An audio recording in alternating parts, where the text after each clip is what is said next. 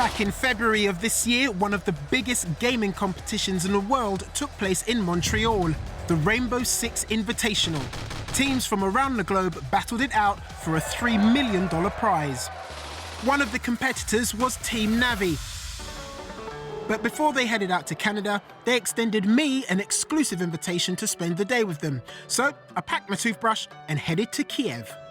I'm here to enter this house to find out what it's like to prepare for one of the world's biggest esports events. That's right, I said prepare because you don't just turn up and play. Yes, if you're lucky enough to be selected to play for Team NaVi, you have to come on a 2-month boot camp in a rather glamorous but rather empty house in Eastern Europe. I'm landing deep. I'm flashing. Let her go this, let her go this. This is in the other bomb site. Each of the players here started their careers at home, playing Rainbow Six Siege in their bedrooms. Two left, yeah, two left. Yeah. As they got better and moved up through the ranks, they got spots on teams in local tournaments. He's above me. Oh, I know, I have a plan. Can you follow me? And then their dreams of getting scouted by the big boys came true. Can you follow me? Yeah, that's the way, that's the way. Go up, go up, go up. Before I find out more about the preparations that go on here, I'm heading up to the gaming hub in the attic to meet Ellis. His handle is Pi, and he's agreed to show me the ropes. Put you in some terrorist hunt, which is like a training mode. The terrorist hunt? It's like pretty much just a game mode we use to warm up. Rainbow Six Siege is a tactical first-person shooter game that relies heavily on cooperation between team players. Let's go I think the fan favorite is Ash. Yeah, she's fast. Ash. Each of the team has different skill sets and weapons that they must combine together. He's in infirmary, pushing in, he's in. To defeat a series of enemy targets. You want to hit the door. There we go. And there's the enemy. And then it says... That's my first kill! Yeah, there we go. Yeah? There's one more. But where are they? Stop shooting me. There he is. There he is. Oh, that's your grenade launcher. Oh. There's another one as well at the front door. Okay, but do you know what? But that was good. Yeah, like I think killed 3 kills. 3. Next, I want to get to know the team members a little bit more. The lads here hail from Wales, Scotland, England, Croatia and Poland. Leeds lad Kendrew is the team captain. How old were you when you first started gaming seriously? It's probably when I was 17. Now I'm 21. It's been part of my life for almost 3 years now, so. Before joining the team, 21-year-old Kendrew worked at a petrol station. What was the reaction from friends and family when you sort of announced that I'm doing this professionally now, this is my job? I come from a very old-fashioned family. They had no idea, they thought it was a scam. But they soon sat up and took notice when the boys won the 2019 Pro League Finals in Japan and scooped $100,000 between them. That's a life-changing sum of money. Yeah, considering I'm 20, I'd say. Yeah, okay. And this isn't the only team run by this esports company, because Natus Vincea, to give them their full name, runs several different competitive gaming teams that play Counter-Strike and FIFA. Make no mistake, this is big business. How many competitions a year would you enter? Say like 3 or 4 big ones. In a year? In a year, yeah. Okay.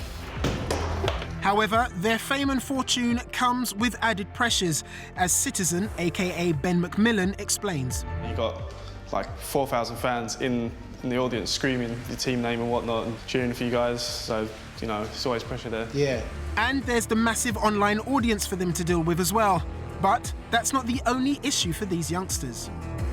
What's the sort of average lifespan of a top-tier gamer? I'd say the average is a couple years, maybe. Okay. And then players that last a few months. And to prove just how much your reflexes slow as you age, I'm going to play a little game with Kendrew and his teammates Saves and Nilo. So, as soon as that turns green, you hit your button, and the last person to press the button gets a shot.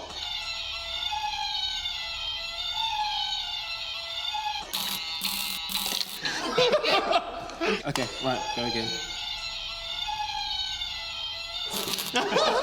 Stop distracting me! One more. No!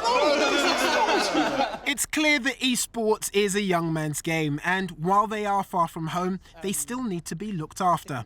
Yaroslav is the team manager. I'm trying to help with their mentality, so people will go into the game with proper attitude. It starts from daily schedule, when do we have to wake up, when do we have to eat, when we are practicing, discussing the strats, and etc. This is a wonderful looking crib. Is it yours? I wish. NaVi is renting it, so right now there are 7 people in the house. Yep, all this for a few people to play computer games. And the attention to detail even extends to their diet. So you get food delivered? Yes, every morning at 10 a.m. Yes. Perfectly balanced, protein, carbs, fats, everything is perfect. Yeah, I can see that. Look at that. It's all there. I guess you wouldn't expect gamers to be watching what they eat, but I guess for optimal performance, you've got to be putting the right fuels inside you. Yeah, definitely. It's like almost the same as the traditional sport. Yeah. Like you have to eat properly so you can perform the best. Yaroslav even sets out a fitness schedule for the team to ensure they are in the best of health. Finally, I want to find out how the team actually practices for the big money tournaments. How you doing, Jack? Hi, how are you? I'm good, thank you. 20-year-old Glaswegian Jack Robertson joined NaVi last year, and this is his first international pro team.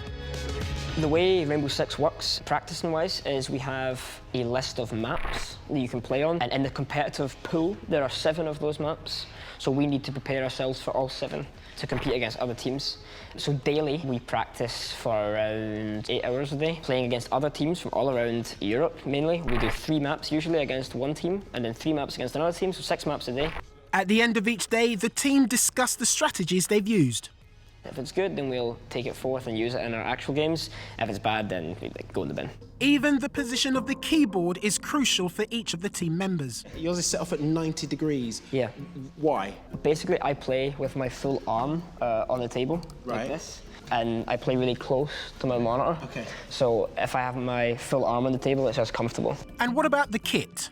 We have 240 hertz refresh rate monitor. Okay. Basically means it's a bit faster. Yep. I've got my trusty Logitech headset and mouse. Yep. It's kind of the best on the range right now. It's the fastest as well. And then obviously my keyboard. Why do you play with mouse and keyboard as opposed to joypad? The competition that we play in is PC only. As well as that, I might turn some heads here, but keyboard and mouse is faster, it's better, it's more precise. By now, you're probably wondering how Team NaVi got on in the big Canadian contest. Natus Vincer is Latin for born to conquer, and they certainly conquered early on in the contest. NaVi shuts it down. 1 to a Claymore, 1 more to a headshot from Kendrew. Sadly, their success didn't continue, and they crashed out in the group stages. And that leaves the hopes of NaVi dashed. Some of the guys have subsequently been poached by opposing teams. Gaming at this level is definitely not kid stuff.